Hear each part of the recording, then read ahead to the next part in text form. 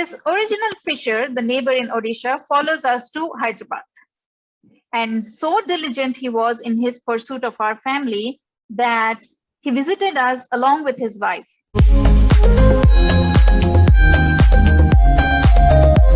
So they all made it seem like the church was very humanitarian, very charitable, and stood with my family, while none of our Hindu relatives stood by us in our time of need.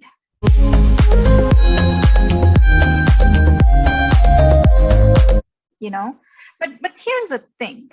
There is some truth to how the church presented it. It is true that I can talk from our perspective, my family's perspective. So it's true that our Hindu relatives who we entertained until that point for pujas and annual events, functions, festivals, and all that, turned us away when we needed them. We don't like this fact as Hindus, and we don't like to admit it. But hey, that's the truth.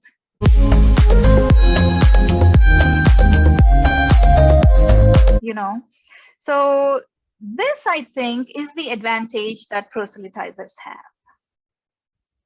And it's just an advantage that they are taking. It's just a situation that they are taking advantage of.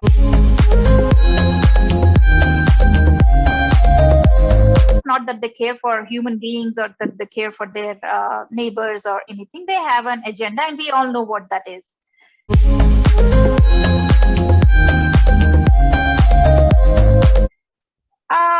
I also like to talk here about, I'm digressing a little bit, but let me put it on record that the term rice bag converts has been made popular these days, right?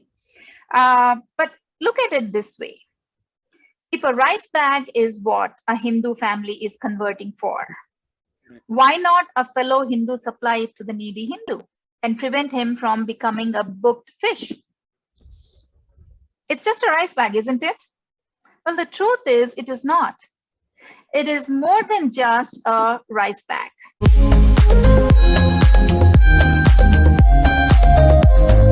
Now, unless rice bag is just a metaphor for all that the church promises to provide to the convert.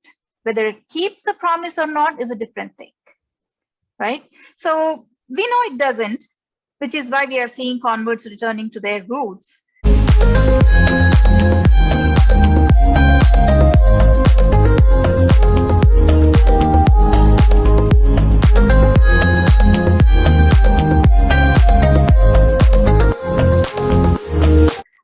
But to a vulnerable person,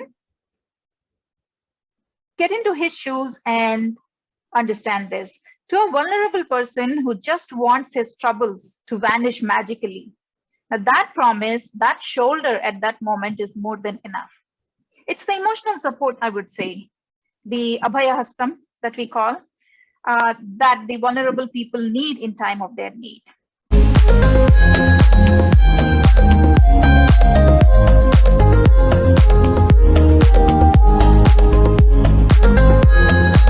The monetary aspects come later, whether they come or not, that's all secondary, but it's the emotional aspect that comes first.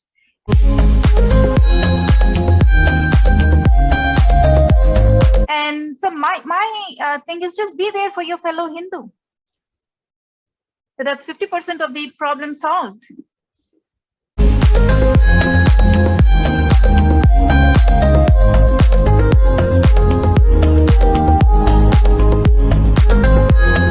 So I even say this, why complain that somebody else with an agenda is coming to the aid of a needy family?